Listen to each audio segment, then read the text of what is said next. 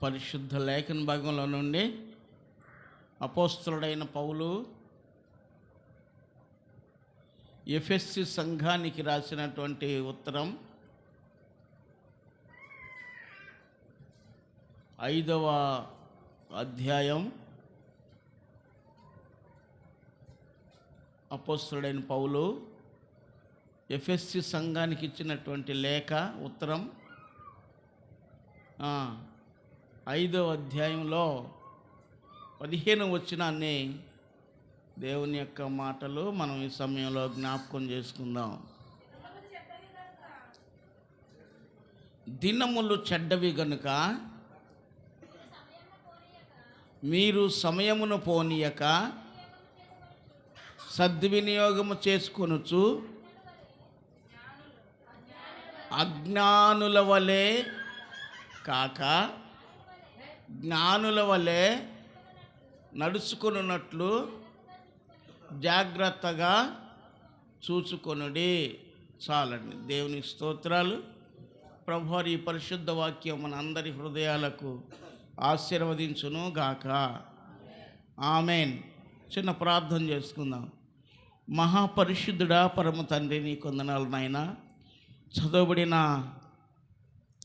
వాక్యంలో నుండి మా ప్రభువా కొన్ని విషయాలు మాకు మీరు నేర్పించి నాయన మమ్మల్ని బలపరచండి. అనేక సంగతులు వాక్యం ద్వారా మేము నేర్చుకొని మీలో బలపడడానికి కృప దయచేయండి.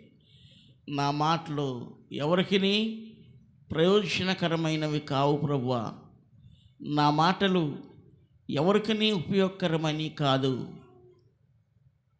ఉపయోగకరమైనటువంటివి నీ మాటలు, మేలు చేసేటువంటి నీ మాటలు. నీ స్వరాన్నిప్పి ఈ ఉదయకాల సమయంలో మాతో మీరు మాట్లాడండి అని మీ దగ్గర మిమ్మల్ని ప్రార్థిస్తున్నాను. నన్ను మీ సిలువ సాటిని మరుగుపరచండి. సిలువకు ముందు మీరు కనిపించి మీరు మాట్లాడండి. సహాయం చేయండి, బలపరచండి. యేసుక్రీస్తు నామం పేరిట ప్రార్థించి వేడుకుంటున్నాను మా ప్రియమైన పరలోకపు తండ్రి. ఆమేన్.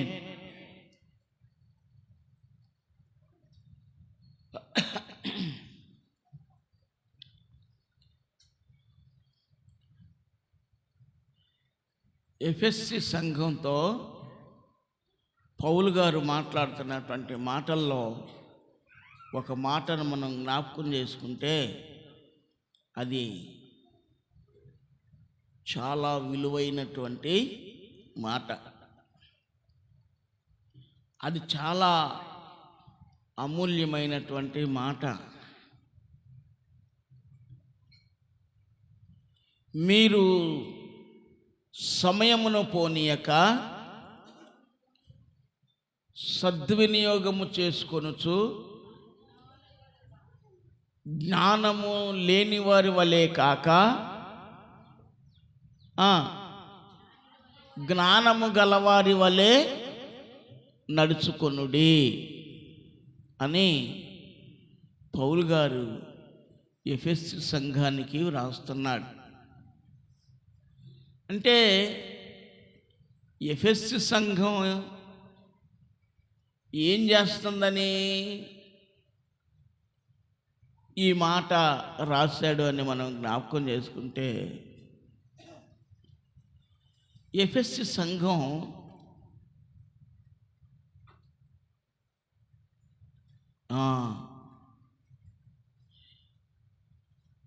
దేవుని వాక్యానికి తావీట్లేదు. అంటే సమయోచితముగా వాక్యానికి లోబడడం లేదు. అంటే ఇప్పుడు కాదులే, ఇంకా సమయం ఉందిలే అని చెప్పేసి ఆ ఎఫెసీ సంఘంలో ఆలోచన చేసుకుంటూ ఉన్నావా ఆ తరుణంలో మరి పౌలు గారు చెప్తున్నటువంటి మాట ఏంటంటే, మీరు అనగా ఎఫెస్సులో ఉన్న సంఘము అనబడిన మీరు ఆ, సమయమును పోనీయక సద్వినియోగము చేసుకొనుచు. సద్వినియోగం అంటే ఏంటి? ఆ? దుర్వినియోగం అంటే ఏంటి? దుర్వినియోగం అంటే ఏంటి? సద్వినియోగం అంటే ఏంటి? ఆ? దుర్వినియోగం అంటే ఉన్నదాన్ని పాడు చేసుకోవటం. ఉం? దుర్వినియోగం అంటే ఏంటి? ఉన్నదానిని పాడు చేసుకోవటం. మరి సద్వినియోగం అంటే ఉన్నదానిని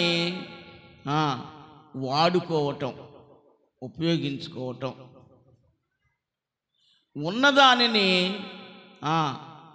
ఏం చేస్తాం? ఉపయోగించుకోవటం. కనుక సమయము ఇక లేదు. సమయము ఇక లేదు కనుక మనం ఏం చేయాలి అంటే ఎఫెసు సంఘానికే ఈ ఉత్తరం రాస్తున్నాడా, లేకపోతే సర్వ భూప్రపంచానికి ఈ మాటలు రాస్తున్నాడా అనంటే, ఈ మాటలు ఎఫెసు సంఘంతో పాటు సర్వ భూప్రపంచానికి ఈ మాటలను వ్రాస్తూ ఉన్నాడు. ఈ సర్వ భూప్రపంచంలో ఉన్నటువంటి మన యొక్క తెలేసోమరం అనేటువంటి గ్రామంలో ఉన్న ఈ సంఘానికి కూడా ఆయన రాస్తూ ఉన్నాడు. కనుక ఈ సమయాన్ని మనం ఏం చేసుకోవాలంటే ఉపయోగకరమైనదిగా మార్చుకోవాలి. మనకు ఉపయోగకరమైనదిగా మార్చుకోవాలి. అర్థమైందండి? సమయము అనే దానిని మనకు ఉపయోగకరమైనదిగా మార్చుకోవాల్సిన అవసరత ఎంతైనా ఉంది. నువ్వు ఎంతగా అయితే ఉపయోగకరమైనదిగా మలుచుకుంటావో, ఎంతగా అయితే సమయాన్ని సద్వినియోగం చేసుకుంటారో, ఎంతగా అయితే సమయాన్ని ఉపయోగించుకుంటారో అంత ప్రయోజకులు అవుతారు, అంత గొప్పవారు కూడా అవుతారు అని దేవుని యొక్క వాక్యం తెలియజేస్తూ ఉంది. స్తోత్రం చెప్పండి గట్టిగా, హల్లెలూయా. కనుక ప్రియ దేవుని బిడ్డలారా, దేవుడిచ్చిన సమయాన్ని దేవునికి వాడాలి. మనకు కేటాయించినటువంటి మన సమయాన్ని మన కోసం వాడుకోవాలి. ఈ తరుణం పోతే మరొక తరుణం మనకు రాకపోవచ్చు. ఆ రాని దినాలలో ఇప్పుడు మనం ఉన్నాం. అర్థమైందా? తరుణం మరలా దొరకనటువంటి దినాల్లో మనం ఉన్నాం. ఈ దినాల్లో నువ్వు చేయాల్సింది ఏంటంటే, ఆరోగ్యం బాగోకపోయినా ఇంట్లో కూర్చోవటమే కానీ మందిరంలో కూడా కూర్చోవటం. ఇంట్లోనూ కూర్చోవటమే, మందిరంలోనూ కూర్చోవటమే. నువ్వు ఆరోగ్యం బాగోకపోతే ఏం చేయాలి? ఇంట్లో పడుకోవద్దు. దేవుని సన్నిధికి రా, దేవుని దగ్గరకు రా, ప్రభు సన్నిధిలో ఉండు.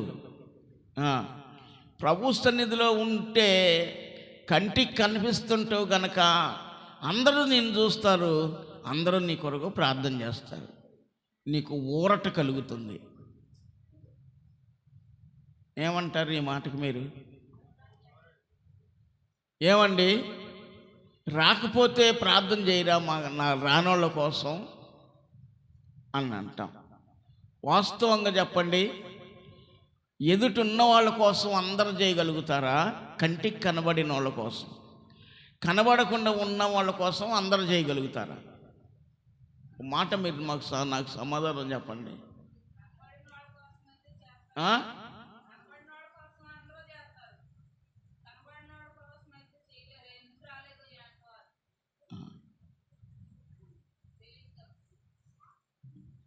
అందుకోసం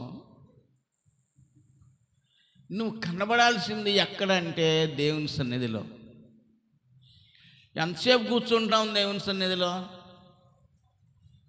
బుధవారం ప్రార్థన వచ్చి 1 గంటన్నర, 7:30 నుండి 9 వరకే.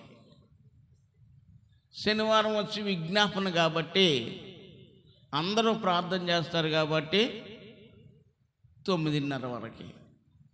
అదొక 1 గంటన్నర, ఇదొక 2 గంటలు.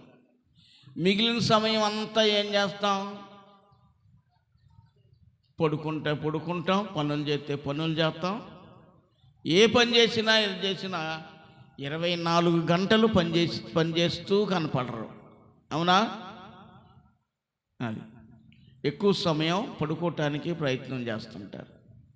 కనుక దేవుని యొక్క వాక్యాన్ని బట్టి మనల్ని జ్ఞాపకం చేసుకుంటే, మనం ఎంత సమయాన్ని దేవుని సన్నిధిలో ఉండాల్సిన సమయాన్ని, ఎంత సమయాన్ని పోగొట్టుకుంటున్నాము అనేది అది మనం ఒకసారి ఆలోచన చేసుకోవాల్సినటువంటి అవసరం ఉంది.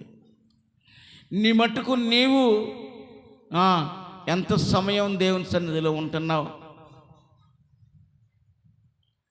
గంట సేపు దేవుని సన్నిధిలో కూర్చోటానికి ఎన్నోసార్లు లెగుస్తూ ఉంటాం, ఎన్నోసార్లు తెప్పలు పడుతూ ఉంటాం. తిన్నగా కూర్చోలేరు, అటు ఇటు మెసలుతారు, అటెన్షన్ పొజిషన్లో ఉండలేరు. ఎందుకని అంటే, అటెన్షన్ పొజిషన్లో ఎందుకు ఉంచుతారు పిల్లల్ని? అసెంబ్లీ జరుగుతున్న సమయంలో అటెన్షన్ పొజిషన్లో ఎందుకు ఉంచుతారు? అటు చూడలేరు, ఇటు చూడలేరు. ఎందుకు ఉంచుతారంటే, అసెంబ్లీ నడిపిస్తున్నటువంటి వారు ఏం చెబుతున్నారో త్వరగా వాళ్ళకి అర్థం అవుద్ది. టీచర్ గారు అంతేనంటారా? అసెంబ్లీ నడిపిస్తున్నటువంటి వారు ఏం చెబుతున్నారో వాళ్ళకి త్వరగా అర్థం చేసుకోగలిగే పరిస్థితులు ఉంటాయి, త్వరగా వాటిని గ్రహించే పరిస్థితులు ఉంటాయి. కానీ దేవుని యొక్క సన్నిధిలో ఉన్నటువంటి వారు ఒక అటెన్షన్ పొజిషన్లో కూర్చోగలుగుతారా? కూర్చోలేరు. కనుక సమయాన్ని మనం ఏం చేసుకోవాలి అంటే, దేవుని వాక్యం ప్రకారంగా, మరి దేవుని వాక్యం ప్రకారంగా సూర్యోదయం మొదలుకొని సూర్యాస్తమయం వరకు యెహోవా నామము సన్నుతింపదగినది. ఎవరు చేయాలి ఇది? ఇది సంఘానికి వర్తిస్తుంది, ఇది నీ వ్యక్తిగత జీవితానికి వర్తిస్తుంది. అర్థమైందా? ఇది సంఘానికి వర్తిస్తుంది, ఇది వ్యక్తిగత జీవితానికి వర్తిస్తుంది. ఇది ఏ ఒక్కరి కోసమో కాదు, కానీ సంఘం అంతటి కోసం కూడా దేవుడు మాట్లాడుతూ ఉన్నాడు. దేవునికి మహిమ కలుగును గాక. కనుక ప్రభునందు ప్రియ దేవుని బిడ్డలారా, సమయము అనేది చాలా విలువైనది. ఈ లోకంలో ఇష్ట వస్తువులు ఎన్నో ఉంటాయి. మనం ఎక్కువగా ఆశపడేది, స్త్రీ ఎక్కువగా దేని మీద మనసు పెడుతుంది అంటే, మరి విలువైనటువంటి బంగారాన్ని ఎంతో కొంత, ఒక రింగ్ గానో, లేకపోతే ఒక చెవులీలు గానో చేసుకోవాలని, లేకపోతే ఒక చైన్ గానో, లేకపోతే ఒక తాడుగానో చేసుకోవాలని ఆశపడుతుంటారు. మంచిదే, అంటే నేనేమో ఆశపడొద్దు, సంపాదించుకోవద్దు అంటలేదు, కానీ ఈ సమయము వాటికంటే కూడా విలువైనది. కనుక మనం ఏం చేయాలి అంటే, సమయాన్ని ఉపయోగించి మనకు ఆశీర్వాదకరంగా మలుచుకోవలసిన వారమై ఉన్నాము. దేవునికి స్తోత్రం కలుగును గాక. హల్లెలూయా. కాబట్టి ప్రభునందు ప్రియులరా, పౌలు గారు చెబుతున్న మాట ఏంటంటే, మీరు సమయమును పోనీయక సద్వినియోగము చేసుకొనుచు అజ్ఞానుల వలె కాక జ్ఞానుల వలె నడుచుకున్నట్లు చూచుకొనుడి. ఖచ్చితంగా నేను చెప్తాను, సమయాన్ని ఉపయోగించుకోగలిగితే జ్ఞానం మనం ఎక్కడి నుంచో నేర్చుకోని అవసరంలా. జ్ఞానం కోసం ఈ లోకంలో రకరకాలైన పుస్తకాలు చదువుతున్నారు, జ్ఞానం కోసం రకరకాలైనటువంటి టీవీ కార్యక్రమాలు చూస్తూ ఉన్నారు. కానీ జ్ఞానం కావాలి ఒక మనిషికి అని అంటే అది ఎక్కడ దొరుకుతుంది ఆ జ్ఞానము అనగా యెహోవాయే జ్ఞానమిచ్చువాడు. ఎవరో జ్ఞానమిచ్చేది? సామెతల గ్రంథంలో వ్రాయబడింది యెహోవాయే జ్ఞానమిచ్చువాడు. అందుకనే మరి దేవుడు సెలవిస్తూ అంటా ఉన్నాడు, బుద్ధియు జ్ఞానమును సర్వ సంపదలను నాయందే గుప్తములై ఉన్నవి అన్నాడు. దేవునికి స్తోత్రం చెప్పండి, హల్లెలూయా. మరి ఇంత దేవుడు వాగ్దానాన్ని మనకు చెప్తూ ఉంటే, తెలియజేస్తూ ఉంటే, లోకంలో దేనికోసమో ప్రాకులాడి ప్రయాసపడి నిష్ప్రయోజనమైన పరిస్థితులలో ఎందుకు మ్రగ్గిపోతూ ఉన్నారు? సమయాన్ని ఏం చేయాలి చెప్పండి? సమయాన్ని ఏం చేయాలి? సద్వినియోగం ఉపయోగించుకోవాలి. ఏ సమయంలో ఏది చేయాలో అదే చేయాలి. కనుక దేవుని యొక్క సన్నిధి అని అంటే అసలు ఒక విషయాన్ని చెప్తా, ప్రార్థన మానేయాలి అని అంటే నిజంగా దేవుని సన్నిధిలో ఉండి నేను చెప్తున్నా భయం కలగాలి. ప్రార్థన ఈరోజు వెళ్ళలేనులే అనేదానికి భయం కలగాలి. ఆ మాట అంటేనే భయం కలగాలి. ఏమంటే నేను చెప్తున్నా, నేను ఒక విషయం చెప్తాను. గత మే నెలలో మేము మరి ఒక పని మీద మా మేనగోళ్ళ పెళ్ళి కోసమని, ఆ తర్వాత ఖమ్మం మీటింగ్ ఉంది దానికోసమని వెళ్ళిపోయాం. 15 రోజుల వరకు ఏమో మీ మధ్యలో లేవు. అయితే ఒక వారం బుధవారం ప్రార్థన మాత్రం ఇక్కడ మీకు అప్పచెప్పాను. తర్వాత ఆదివారాన్ని కూడా నేను అప్పచెప్పగలను. నేను రమ్మంటే వచ్చే సేవకులు ఉన్నారు, నేను రావట్లేదు ఉండట్లేదు చూసుకోయా అంటే చూసుకుంటారు. చూసుకున్నవారు లేరనా? లేరనా? ఉన్నారు. మరి ఎంత ప్రయాసపడి ఎటు తిరిగిన శనివారం సాయంత్రానికి నేను వచ్చి హలో అని చెప్పి మైక్లో శబ్దం, నా స్వరం ఎందుకు మీకు వినిపించగలుగుతున్నానంటే నేను దేవునికి భయపడుతున్నాను. నా సమయాన్ని నేను ఉపయోగించుకుంటూ ఉన్నాను. దేవునికి భయపడే వాళ్ళు వారి సమయాన్ని ఉపయోగించుకుంటారు. మొట్టమొదట గుండెల్లో నీకు కలగాల్సింది, మొట్టమొదట హృదయంలో నీకు కలగాల్సింది దేవుని సన్నిధి అంటే భయం. ఆ భయం ఉన్నటువంటి వాళ్ళు లేవలేకపోయినా సరే, లేగవలేకపోయినా సరే దేవుని సన్నిధిని మానివేసే అవకాశాలు ఉండవు. సాక్షాత్తు నేనే సాక్ష్యం. నేను మా పాస్టర్ గారి చేతి కింద మరి చేస్తున్నప్పుడు, సేవకుడిగా చేస్తూ ఉన్నప్పుడు ఆయా సమయాల్లో నేను బలహీనవుతూ ఉండేవాడిని. కానీ ఎప్పుడూ నేను మందిరంలో లేకుండా ఉండేవాడిని అంటే మంచంలో నుంచి లెగలేని రోజు మందిరంలో ఉండేవాడిని కాదు. చెప్పండి. సో చలి జ్వరం వచ్చింది, ఈ జ్వరం వచ్చింది కాబట్టి లేవలేని స్థితిలో, స్పృహలేని స్థితిలో మంచంలో పడి ఉంటే ఆ రోజు మానేసేవాడిని. తెల్లారి లేదా ఒక పూట ఉదయం అలా ఉండి సాయంత్రానికి కొంచెం పర్వాలేదు అనుకుంటే ఏం చేసేవాడిని తెలుసా? నిదానంగా వెళ్ళి మందిరంలో గోడకు ఆనుకొని కూర్చునేవాడిని. అర్థమవుతుందా?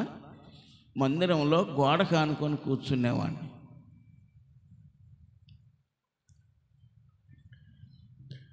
నా జీవితంలో నేను సమయాన్ని పోగొట్టుకోవాల్సి వచ్చినప్పుడు నాకు స్పృహ లేని స్థితిలో ఉంటేనే నేను సమయాన్ని పోగొట్టుకుంటాను తప్ప, స్పృహ ఉండి ఒక పూట నేను దేవుని మందిరంలో కనబడలేదు అని అంటే అది నా జీవితాన్ని ఎంతైనా సరే కోసేస్తూ ఉంటుంది అన్నమాట. ఎందుకనంటే ప్రతి మనిషికి దేవుడు సమయం ఇస్తున్నాడు. లోకంలో ఎంతో సమయాన్ని మన కోసం వాడుకుంటున్నావు, కానీ దేవుని సన్నిధిలో గడపటానికి నువ్వు సమయాన్ని వాడుకోవట్లేదు.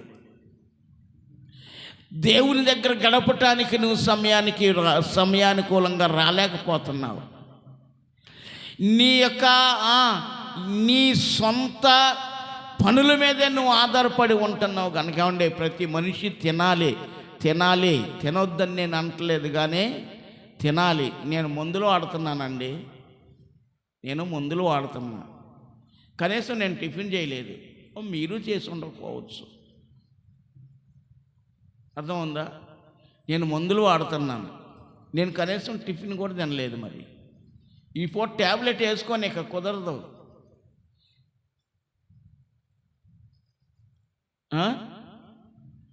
మరి ఈరోజు జస్ట్ ఒక 5 నిమిషాలు లేట్ అయింది. 5 నిమిషాలు లేట్ అయింది రావటానికి మందిరానికి.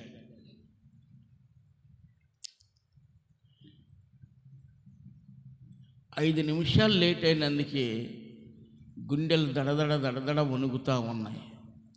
ఎందుకోసం తెలుసా?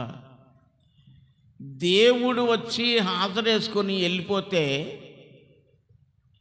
దేవదూత వచ్చి హాజరేసుకొని హాజరుపట్టి దేవుని దగ్గర చూపిస్తూ ఉంటే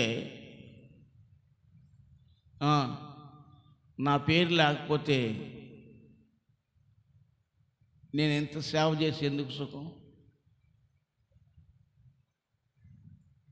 పని అనేది మనిషి భూమి మీద బ్రతికున్నంత కాలం పని ఉంటూనే ఉంటుంది. కానీ ఈ సమయం ఇప్పుడు ఈరోజు ఆదివారం ప్రార్థన ఉంది కనుక మీరు వచ్చారు. రేపు ఈ సమయం వస్తుందా?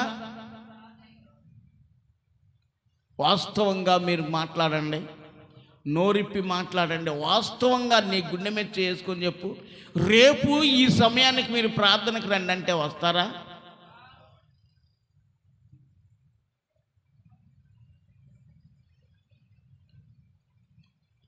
అది నీకు ఎంత ప్రాముఖ్యమైన పని కానివ్వండి, ప్రార్థన తర్వాతే ఏ పని అయినా.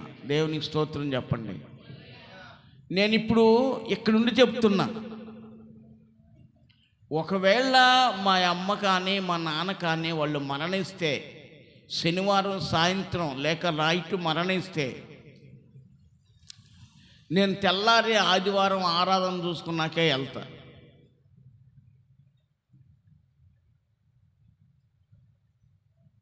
ఏది ముఖ్యం? ఏది ముఖ్యం?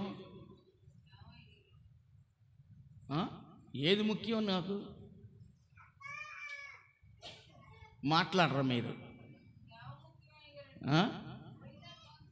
ఎందుకనంటే సావుకి వెళ్ళొద్దంటారా అని అంటారు. వెళ్ళొద్దని నేను చెప్పానా? గతంలో ఆదాం గారి ఇంటి దగ్గర ప్రార్థన పెట్టేటప్పుడు శనివారం రాత్రి నాకు ఫోన్ చేశారు మా పెద్దనాన్న, మా నాన్నకంటే పెద్ద ఆయన, రెండో వాడు, నలుగురు అన్నల దమ్ముల్లో రెండో వాడు మా పెద్దనాన్న చనిపోయాడని ఫోన్ చేశారు. ఆ రోజు ప్రార్థన ఉంది తెల్లారి. ఆ శనివారం ప్రార్థనలో ఉన్న ఆదివారం ఆరాధన ఉంది. ఏం చేయాలి? ఆరాధన ఆపేసి వెళ్ళనా? ఆరాధన చేయనా? ఏం చేయాలి? నేను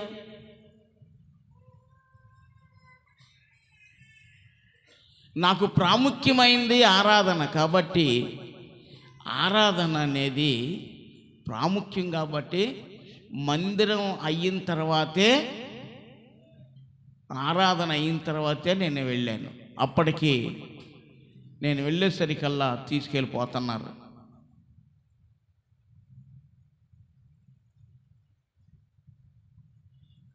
ఎందుకంటే ఈ సమయం పోతే మరి నాకు సమయం రాదు. ఈ దినాన దేవుడు ఏమి మాట్లాడాలని ఉద్దేశించారు.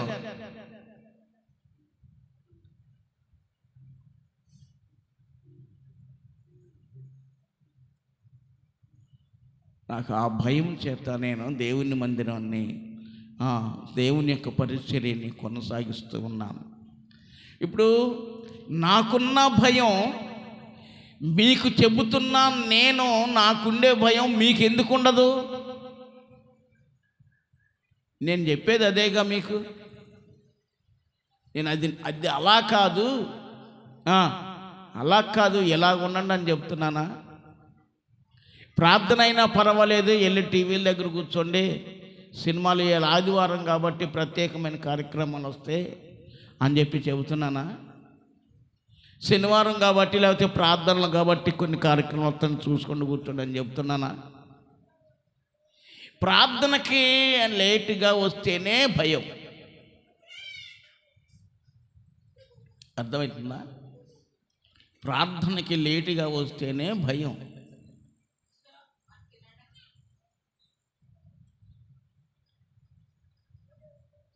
కనుక సమయాన్ని ఏం చేయాలి అని అంటే దేవుని కొరకు వాడుకోవాలి. దేవునికి స్తోత్రం చెప్పండి. సమయాన్ని ఏం చేయాలి? సమయాన్ని నీ కోసం నువ్వు వాడుకోవాలి. ఈ సమయం పోతే మరొక తరుణం వస్తుందా? రాదు. కనుక ఈ సమయం ఉండగానే దేవుణ్ణి జ్ఞాపకం చేసుకోవాలి, దేవుని సన్నిధికి వెళ్ళాలి. దేవుని సన్నిధిలో ప్రియమైన దేవుని బిడ్డలారా, దేవుని యొక్క వాక్యం సెలవిస్తూ ఉంది. చెప్పండి. సూర్యోదయం మొదలుకొని సూర్యాస్తమయం వరకు యెహోవా నామము స్తుతింపదగినది అని దేవుని వాక్యంలో ఉంది. కనుక నువ్వు సూర్యోదయం మొదలుకొని సూర్యాస్తమయం వరకు దేవుని సన్నిధిలో ఉంటున్నావా? ఉండట్లేదు. మనం ఎంతో కొంత సమయం నిర్ణయించి ఆ సమయం చొప్పున మనం మందిరంలో ఉంటున్నాం తప్ప అంతకుమించి మళ్ళీ మందిరం వైపు చూసిన వాళ్ళు ఎవరన్నా ఉన్నారా? వాళ్ళు భయం అవుతుందా నీకేమన్నా?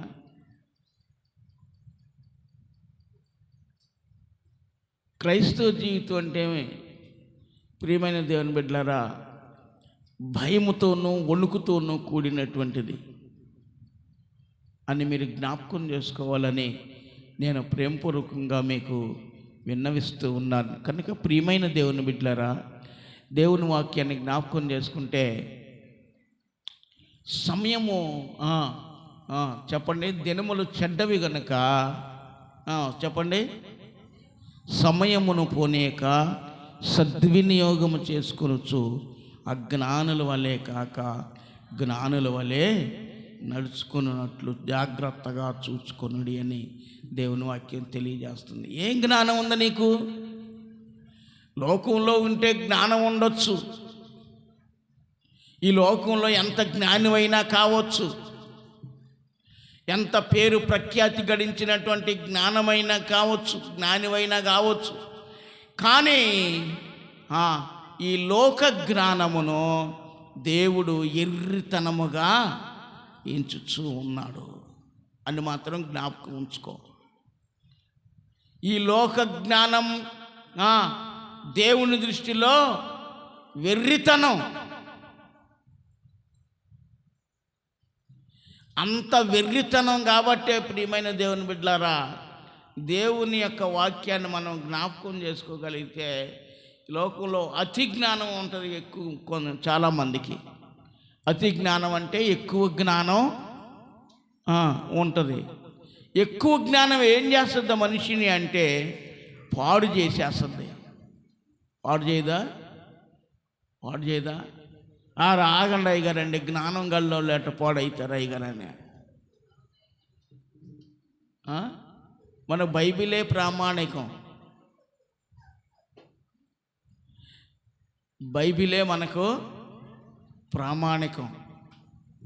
కనుక మహాజ్ఞాని ఎవరో? మహాజ్ఞాని అయిన సొలొమోను ఉన్నాడు. ఆయనకి ఎంత జ్ఞానం ఉంది అంటే దేవుడిచ్చాడు అంటే తగిన దానికంటే కూడా దేవుడిచ్చాడు. కానీ చివరకు ఆ జ్ఞానాన్ని ఏం చేశాడు చెప్పండి? ఏం చేశాడు ఆయన? పక్కన పెట్టేశాడు.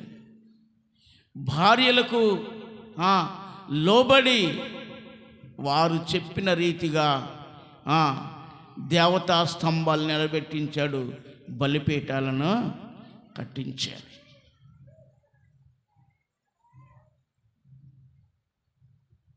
కాబట్టి సమయోచితముగా మనం ప్రవర్తించటం నేర్చుకోవాలి.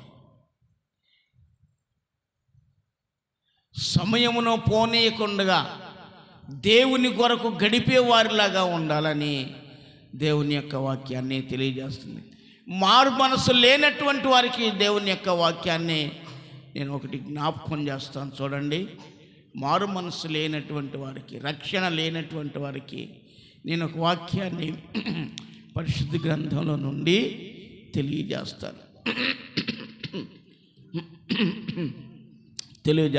చూడండి, పరిశుద్ధ లేఖనాన్ని మనం పరిశీలన చేస్తే మరి అపోస్తల కార్యాలు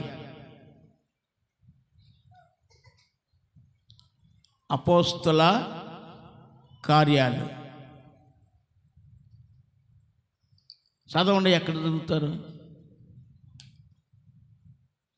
అపోస్తల కార్యాలు చెప్పండి.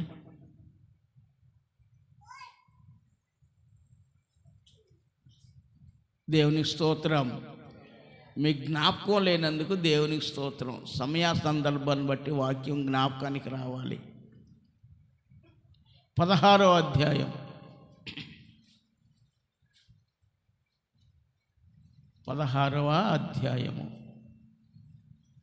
29, 30, 31 వచనాలు దేవుని వాక్యాన్ని జ్ఞాపకం చేసుకున్నాం.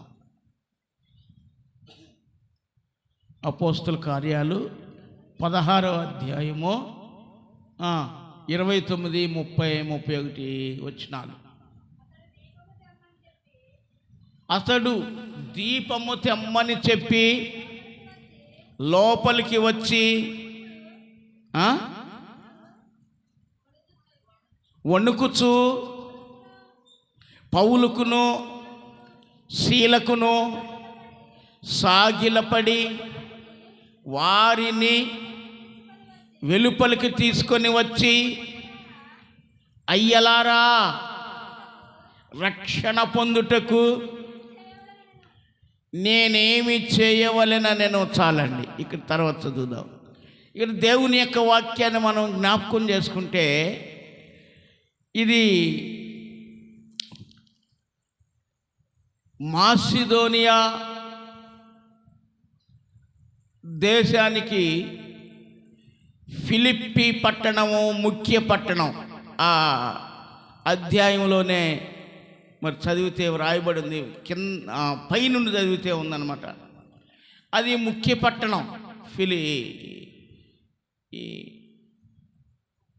ఈ యొక్క పట్టణంలో పౌలు సువార్తను ప్రకటిస్తూ అక్కడ ఒక అద్భుతమైన కార్యాన్ని జరిగించాడు. పౌలు, శీల వారు వెళుతూ ఉండగా ఒక చిన్నది ఏం చెబుతుందో తెలుసా? ఈ చిన్నది ఏమని చెబుతుంది అని అంటే,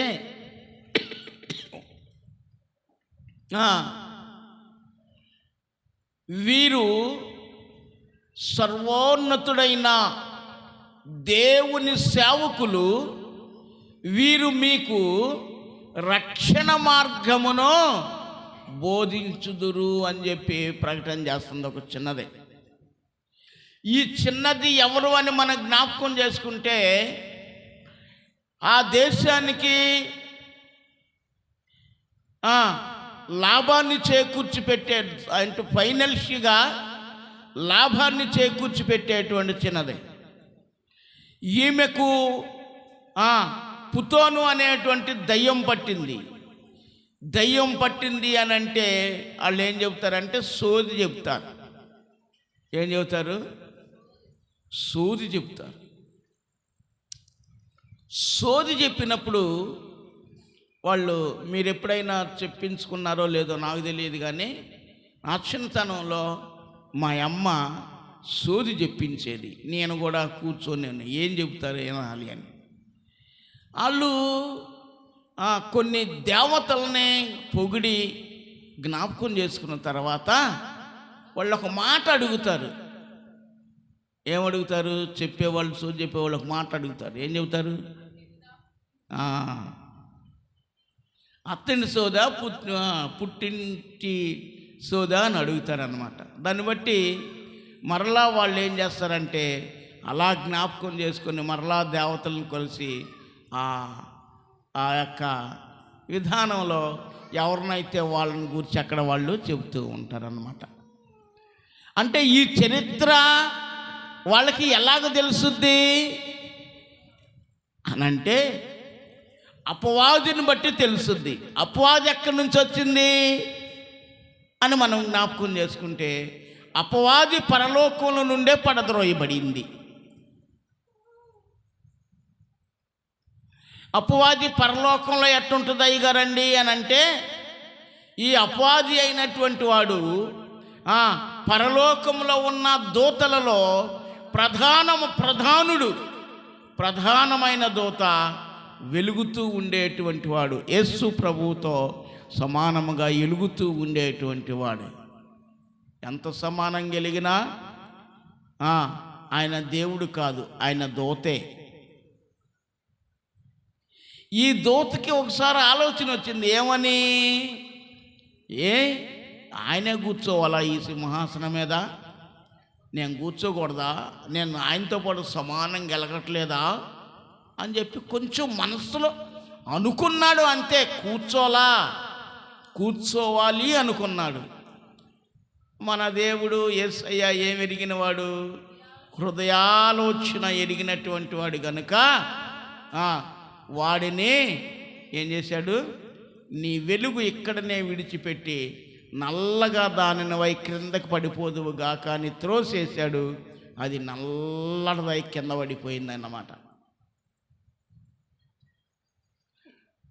అర్థమైందా?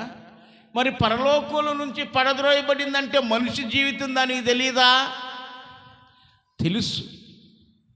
అందుకని అలా సోది చెప్పేటువంటి వారికి అది వస్తుంది కనుక, ప్రియ దేవుని బిడ్డలారా, అది పుతోను, దాని పేరు, ఆ దయ్యం పేరు ఏం పేరంటే పుతోను అనే దయ్యం పట్టింది.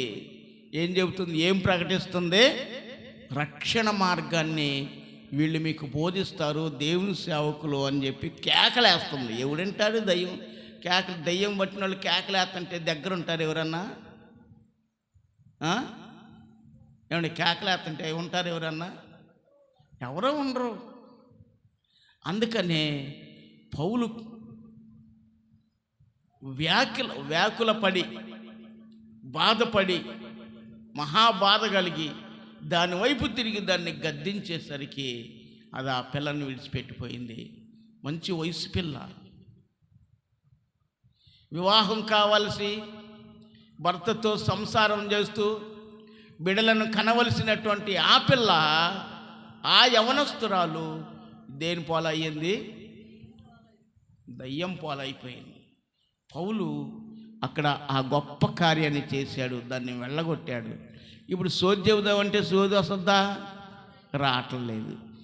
రావట్లేదు కాబట్టి డబ్బులు రావట్లేదు. ఏంటమ్మాయి అంటే ఇలా జరిగింది ఆడేవడం నా రాబడికి ఆటంకంగా ఉంటారని చెప్పి ఏం చేశాడు? వారిని తీసుకొని చెరసాలలో వేసి గాయపడేటట్టుగా కొట్టి ఏం చేశాడంటే రక్తం గారేటాగా కొట్టాడు. దేవునికి స్తోత్రం చెప్పండి. గాయపడేలాగా, రక్తం గార్చేలాగా కొట్టాడనమాట. అలా కొట్టగానే వీళ్ళ గాయాలు, రక్తం స్రవిస్తూ ఉంది గాయాల నుండి, లోపలికి దూశారు.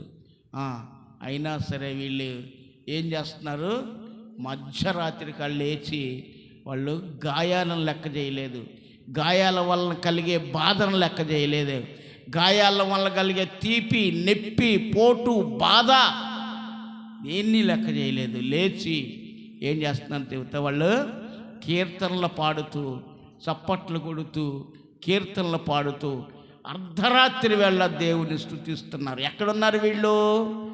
చెరసాలలో ఉన్నారు. ఆ చెరసాల నాయకుడు రక్షణ లేదు, ఆయనకు మారు మనస్సు లేదు,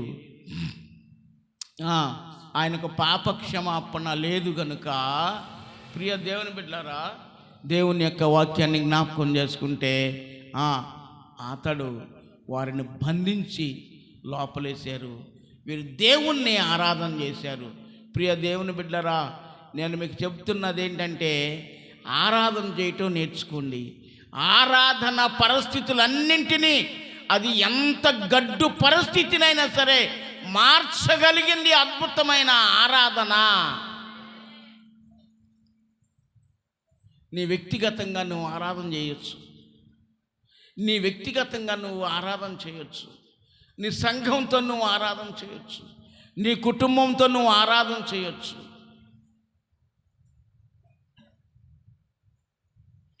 ఆరాధన చేయటం నేర్చుకుంటే, అందుకనే ఈ ఆరాధన గురించి బైబిల్ గ్రంథంలో ఒక మాట రాయబడింది. ఒకసారి దయచేసి చదవండి. యెషయా గ్రంథంలో 6వ అధ్యాయంలో మాట ఉంది. బైబిల్ వాక్యాన్ని జ్ఞాపకం చేసుకొని ముందుకెళ్దాం. యెషయా గ్రంథంలో 6వ అధ్యాయంలో, వారు సైన్యములకు అధిపత్యకు యెహోవా పరిశుద్ధుడు, పరిశుద్ధుడు, పరిశుద్ధుడు, సర్వలోకము ఆయన మహిమతో నిండి ఉన్నది అని గొప్ప స్వరముతో గాన ప్రతిగానాలు చేయుచుండిరి. వారి కంఠస్వరము వలన గడప కమ్ముల పునాదులు కదులుచు మందిరము ధూమము చేత, అనగా దేవుని అభిషేకపు ఆత్మ చేత నింపబడి ఉన్నది. దేవుని స్తోత్రం చెప్పండి గట్టిగా. కొంచెం గట్టి చెప్పండి. మీ నోరులకి ఏం కాదు, కానీ నోరులు నిబ్బొడతాయి అనుకుంటున్నారా ఏంటి? నోరులు నొప్పిరావు, దేవుడు ఇంకా సరళం చేస్తాడు. మూసుకొని సౌండ్ లేకుండా నొక్కి పడితే ఇంకా నొక్కి పట్టేటట్టే ఉంటుంది నీ పని. చెప్పండి, ధారాళంగా స్వరం చెప్పండి. కనుక ప్రియ దేవుని బిడ్డలారా, ఇక్కడ పరలోకంలో కెరాపులు, శరాపుల యొక్క సైన్య సమూహము ఏం చేస్తూ ఉన్నారు? సైన్యములకు అధిపతి యెహోవా పరిశుద్ధుడు, పరిశుద్ధుడు, పరిశుద్ధుడు, సర్వలోకము ఆయన మహిమతో నిండి ఉన్నది అని ఎలా చెబుతున్నారంట? ఎలా చెబుతున్నారంట? దానికి ముందు ఒక మాట ఉంది.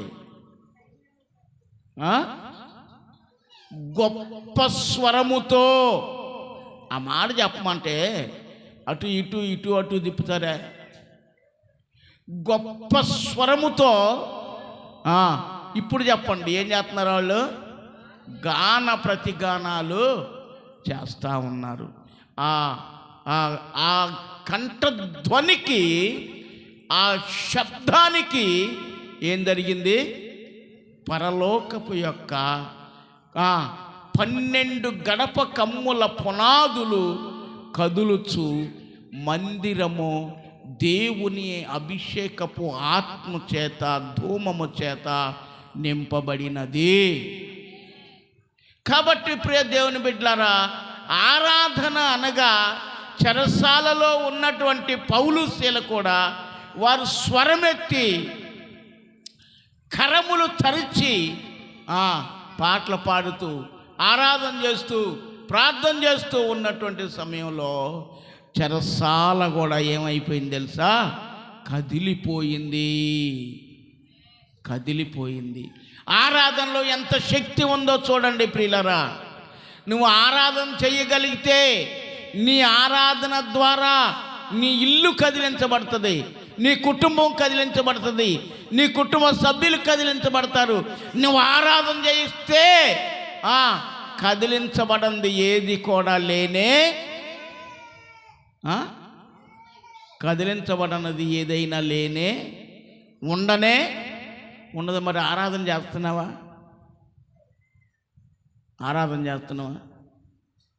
పౌలు శీల మామూలుగా ఉన్నారా? వీళ్ళు గాయాలతో ఉన్నారు.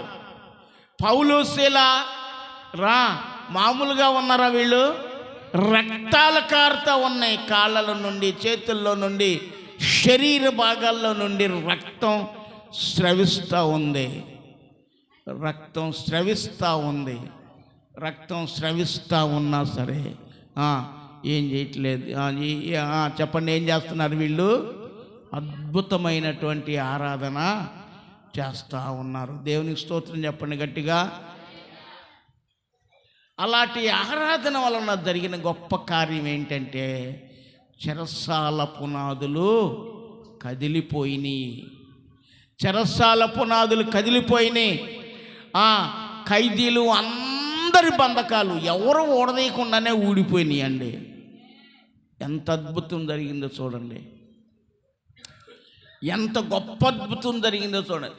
ఈ అద్భుతాలు నీ కుటుంబంలో జరగట్లేదంటే నీ వల్ల ఉపయోగం లేదు. నువ్వు నీ భర్తకు ఉపయోగం లేదు, నువ్వు నీ కుటుంబంలో ఉపయోగకరమైన దానివి కాదు. వండి పెడితే, తెచ్చి పెడితే, వండి పెడితే ఇది ఉపయోగం కాదు. తింటం పండటం ఇది ఉపయోగం కాదు. మెలకు వచ్చినప్పుడు బయటకు వచ్చి బయట పని చూసుకొని వెళ్ళి పడుకుంటే అది ప్రయోజనకరమైనది కాదు. ఏంటి ఉపయోగకరమైనది అని అంటే ప్రియులారా, ఎటువంటి దానినైనా సరే సాధ్యపరిచేది ఆరాధన. గట్టిగా చప్పట్లు కొట్టి ప్రభువుని స్తుతించండి. ఆరాధన వలన ఎలాంటి కార్యాలైన అద్భుతాలైనా జరుగుతాయి అని చెప్పేసి పరిశుద్ధుడైన పౌలు శీల ద్వారా ఇక్కడ మనం నేర్చుకోగలుగుతూ ఉన్నాం. పరిశుద్ధుడైన పౌలు ద్వారా ఇలాంటిగా అద్భుతాలు జరుగుతున్నాయి అని చెప్పేసి ఆరాధన ద్వారా జరుగుతున్నాయి అని మొట్టమొదటి పరలోకంలో జరుగుతుందని మనం నేర్చుకున్నాం. రెండోది భూలోకంలో జరిగిందని మనం నేర్చుకున్నాం. దేవునికి స్తోత్రం చెప్పండి. కనుక ప్రియులారా, అందరి బంధకాలు ఊడిపోయినాయి. ఈ చెరసాలలో ఉన్న ఖైదీలు పౌలు శీలతో ఏకీభవించి పాడేవాళ్ళు పాడుతున్నారు, చప్పట్లు కొట్టేవాళ్ళు చప్పట్లు కొడుతున్నారు. అదంతా ధ్వని పలుకుతూ ఉంది. మహానుభావుడు చెరసాల నాయకుడు ఏం చేస్తున్నాడు తెలుసా? శుభ్రంగా వండుకొని నిద్రపోయాడు. ఏం జరిగిందో తెలియదు, ఏం జరుగుతుందో తెలియలేదు. అకస్మాత్తుగా ఈ చప్పట్ల ధ్వని చెవిని బడి లేచేసరికి ఏమైపోయింది? ఎక్కడదక్కడే చిన్న భిన్నం అయిపోయింది. అమ్మ, దొంగలందరూ పారిపోయారు. ఇక నా పైన ఉన్న అధికారి నన్ను చంపేస్తాడు.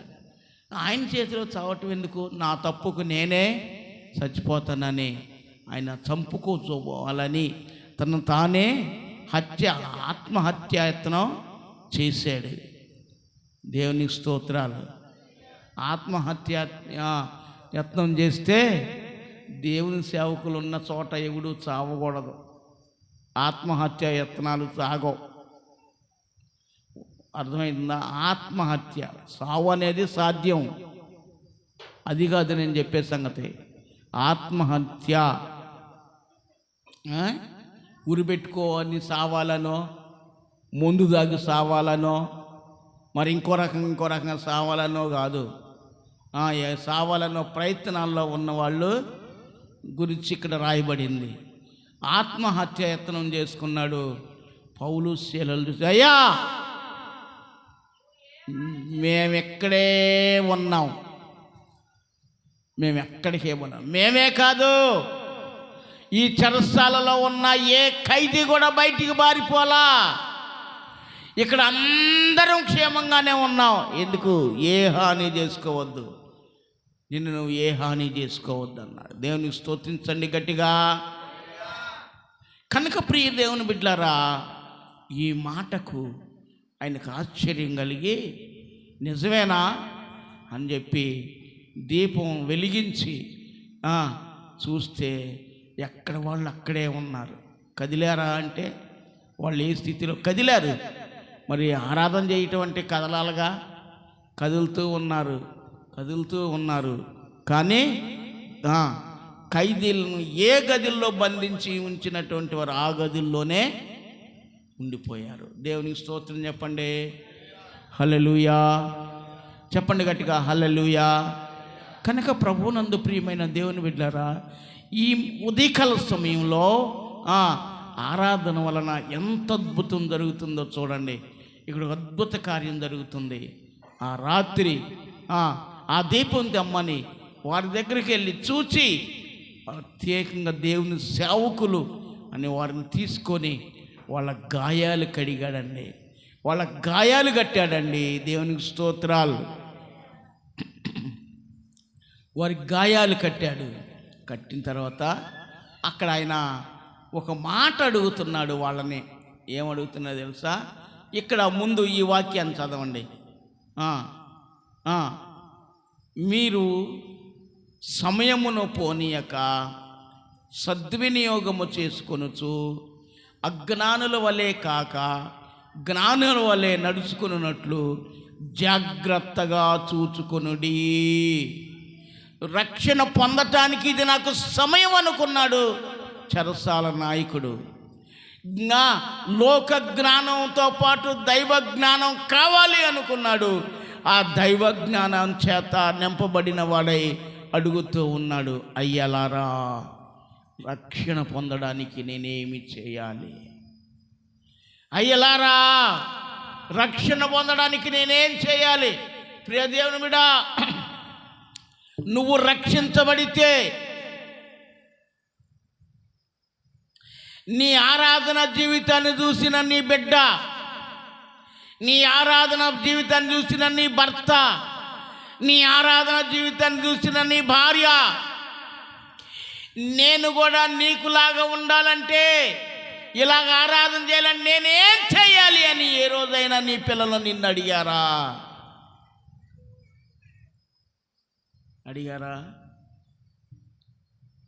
అడిగారా?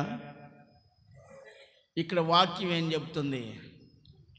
చెరసాల నాయకుడు అంటున్నాడు, అయ్యలారా నాకు ఇది సమయం, ఈ తరుణం తప్పితే నాకు మరొక తరుణం ఉండదు అని, ఈ సమయం తప్పితే నాకు మరొక సమయం ఉండదు అని, నేను రక్షణ పొందాలయ్యా, ఏం చెయ్యాలి అని అడిగి తెలుసుకుంటూ ఉన్నాడు. ఎవరండి చెప్పండి, ఎవరో? నీకుందా? చెరసాల నాయకుడికి ఉన్న జ్ఞానం నీకుందా? యథార్థంగా నీ గుండెల మీద చేసుకొని చెప్పు, నీకుందా? చెరసాల నాయకుడు ఉండినటువంటి తెలివి నీకుందా?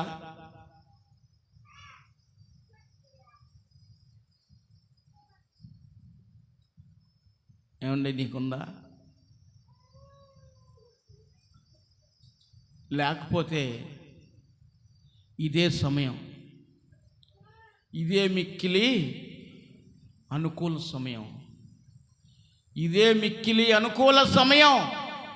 ఈ సమయంలోనైనా సరే చెరసాల నాయకుని వల్లే జ్ఞానం గలవాడవుగా, జ్ఞానము గలదానుగా మారుతావా? ఈ చెరసాల నాయకుని వల్లే జ్ఞానవంతురాలుగా, జ్ఞానవంతుడుగా చేయబడతావా? అలా నింపబడితే నిన్ను నీ బిడ్డలు అడుగుతారు, నిన్ను నీ భర్త అడుగుతాడు, నిన్ను నీ భార్య అడుగుద్దండి.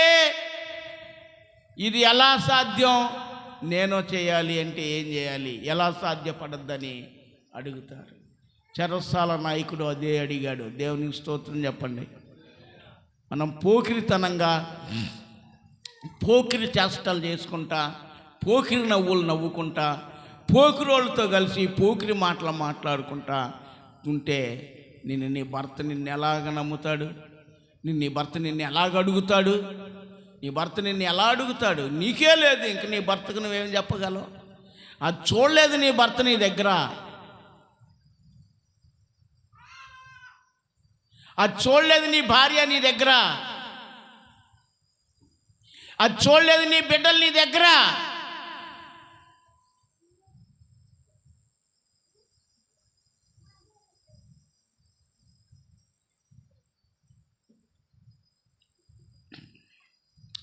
పౌలు శీలల దగ్గర ఉన్న యథార్థతను చూసి, ఆరాధనను చూసి నేను సమయాన్ని పోగొట్టుకోను అని చెప్పి ఆయన అంటున్నాడు. అయ్యా, అయ్యలారా, నా ప్రభువులారా, దైవజనులారా, నేను రక్షణ పొందడానికి ఏం చేయాలయ్యా? ఏం చేయమంటారయ్యా అని చెప్పి వారు అడిగి ఆ చెరసాల నాయకుడు తెలుసుకుంటున్నారు. ఇంగిత జ్ఞానం ఉండాలండి మనిషికి. దేవుని సన్నిధి అంటే, దేవుని వాక్యము అంటే, ప్రార్థన అంటే, ఆరాధన అంటే ఇంగిత జ్ఞానం ఉండాలి. ఒక అమ్మ ఈ మధ్య ఒక మాట అంది. ఏమని? ఈ చెవితో ఈని, ఈ చెవితో వదిలేస్తే పోలా అనే మాట నేను విన్నా. అది ఏది? హితవాక్యం, హితబోధ. హితబోధ అలాగా పట్టించుకుంటే మనకేం ఉపయోగం? ఈ చెవితో ఈయనే, ఈ చెవితో వదిలేయటమే అని. అలాగే చెయ్యి. పొయ్యిలో పడుకొని లేచిన కుక్కకు నీకు ఏ తేడా ఉండదు ఇక. ఎందుకంటే దురద చెవులు, హితబోధను సహించలేవు. ఈ చెవులు ఖండిస్తుంటే సహించలేవు, ఒప్పుకోవు. ఈ చెవులు గద్దిస్తుంటే ఈ చెవులు ఒప్పుకోవు, జ్వరబన్నయ్యవు ఈ చెవులు.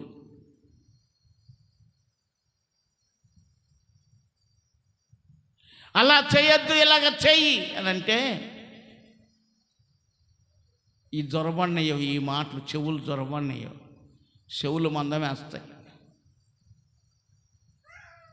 కానీ చెరసాల నాయకుడు ఆశ కలిగి అడుగుతూ ఉన్నాడు. అయ్యా, నేను రక్షణ పొందాలయ్యా, ఏం చేయను అంటున్నాడు ఆయన. అందుకు వారు ఏం చెప్పారు చూడండి వాక్యాన్ని. మూసేశారా?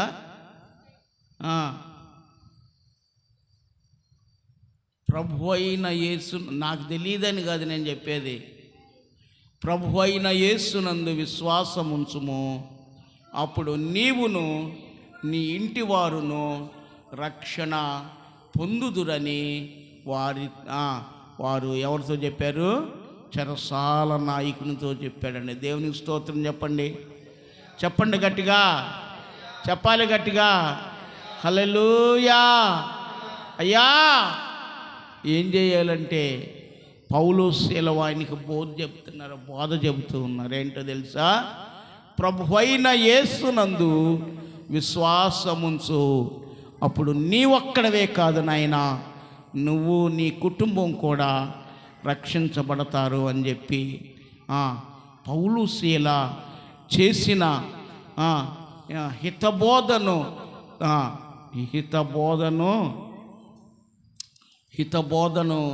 గ్రహించాడు. పౌలు శీల చేసినటువంటి హితబోధను చెవుల్లో చొరబడనిచ్చాడు. పౌలు శీల చేసిన హితబోధను చొరబడనిచ్చారు. వెంటనే వారిని గాయాలన్నీ కట్టారు. నూనె ద్రాక్షరసం పోసి కట్లు కట్టి ఇంటికి తీసుకెళ్ళాడు. ఆ రాత్రి ఆ ఇంటనున్న వారందరికీ కూడా దేవుని యొక్క వాక్యాన్ని బోధించారు వాళ్ళు. దేవునికి స్తోత్రం చెప్పండి, చెప్పండి గట్టిగా. ఆ రాత్రి దేవుని యొక్క వాక్యాన్ని వారికి బోధించారు. ఆ చెరసాల నాయకునికే కాదు, ఆ కుటుంబ సభ్యులు ఎంతమంది అయితే ఉన్నారో ఆ కుటుంబంలో తన కుమారుడికి, తన కోడలకి, తన కుమార్తెకి, తన అల్లుళ్ళకి, మనవసంత ఎందరైతే ఉన్నారో కుటుంబంలో అందరికీ కూడా దేవుని సువార్త ఆ రాత్రి వారు బోధించారు. దేవుని వాక్యాన్ని విన్నారు. వారందరికీ బాప్తీసం ఇచ్చారు. ప్రభువునందు ఆ కుటుంబం సంతోషించింది. ప్రభువునందు ఆ కుటుంబం సంతోషించింది. నీ కుటుంబం ఎందుకు సంతోషించట్లా? వాక్యం ఎందుకు ఇక్కడ మనం చెప్పుకునేది? ఇది కథ. అనగనగనగనగనగనగనగనగనగ ఒక ఊరు ఉంది. ఆ ఊరిలో చెరసాల ఉంది. ఆ చెరసాల ఒక ఇద్దరిని బంధించారంట. ఆయన చెరసాల అనేది అనగనగనగనగనగా చెప్పుకునే కథలు కాదు. ఇది నీ జీవితాన్ని మార్చే వాక్యం. ఇది నీ బ్రతుకును సరిదిద్దే వాక్యం. ఈ కడవరి దినాలలో నిన్ను నీవే దేవునికి ప్రతిష్ఠ చేసుకొని సమర్పించుకొని సరి చేసుకునే దినాలు. అలా లోతుల్లోనికి నడిపించేది వాక్యం. ఈ వాక్యం ఇది కథ కాదు, వాస్తవం. ఆ రాత్రి వాక్యాన్ని బోధించారు. వాక్యం చేత పశ్చాత్తాపడ్డారు. వాక్యం చేత పట్టబడ్డారు చెరసాల నాయకుని యొక్క కుటుంబం. వాక్యం చేత బంధించబడ్డారు చెరసాల నాయకుని యొక్క కుటుంబం. లోకంలో నుండి స్వాతంత్ర్యం వచ్చింది చెరసాల నాయకుని యొక్క కుటుంబానికి. నువ్వు రక్షించబడ్డావు. నీ కుటుంబానికి రక్షణ, స్వాతంత్ర్యం వచ్చిందా? నీ పిల్లలు రక్షించబడ్డారా? నీకు రక్షణ వచ్చిందా? నీకు వచ్చిన రక్షణ వల్ల నీ కుటుంబం ఎంత అలా ఉంది? స్వేచ్ఛగా ఉండగలుగుతుందా? లేక నిన్ను ఇబ్బంది పెడుతున్నారా? సార్ చూసుకో, ఆలోచన చేసుకో. ప్రియ దేవుని బిడ్డలారా, ఆ దినం ఆ చెరసాల నాయకుని యొక్క కుటుంబం దైవజనులైనటువంటి అపోస్తలుడైన పౌలుకును శీలకును భోజనం పెట్టి వారు ప్రభువునందు ఆనందించినటువంటి వారుగా మనం చరిత్రలో చూడగలుగుతూ ఉన్నాం. కనుక ప్రియులరా, దేవుని యొక్క వాక్యాన్ని వినటం కాదు, దానిని విని నేర్చుకొని దానిని అవలంబించడమే క్రైస్తవ జీవితం అయి ఉంటా ఉంది. దేవునికి మహిమ కలుగునుగాక. ప్రియ దేవుని బిడ్డలారా, చివరిగా దేవుని యొక్క వాక్యాన్ని మరొకసారి మనం జ్ఞాపకం చేసుకొని మనం ముగించుకుందాం. ఒకసారి చదవండి మరొకసారి. దినములు చెడ్డవి గనుక సమయమును పోనీయక సద్వినియోగము చేసుకొనుచు అజ్ఞానుల వలె కాక జ్ఞానుల వలె నడుచుకున్నట్లు జాగ్రత్తగా చూచుకొనుడి. దేవునికి స్తోత్రం చెబుదాం. హల్లెలూయా. కాబట్టి ప్రభునందు ప్రియులరా, దేవుని వాక్యానికి సమయాన్ని ఇవ్వండి. దేవునికి సమయాన్ని ఇవ్వండి. ప్రభు సన్నిధికి సమయాన్ని ఇవ్వండి. దేవుడు మిమ్మల్ని ఆశీర్వదిస్తాడు. అట్టి కృప ఈ అంచు దినాల్లో, కడవరి దినాల్లో, చివరి దినాల్లో దేవుడు రక్షణ పొందిన మీ అందరికీ అనుగ్రహించునుగాక. ఆమేన్. దేవునికి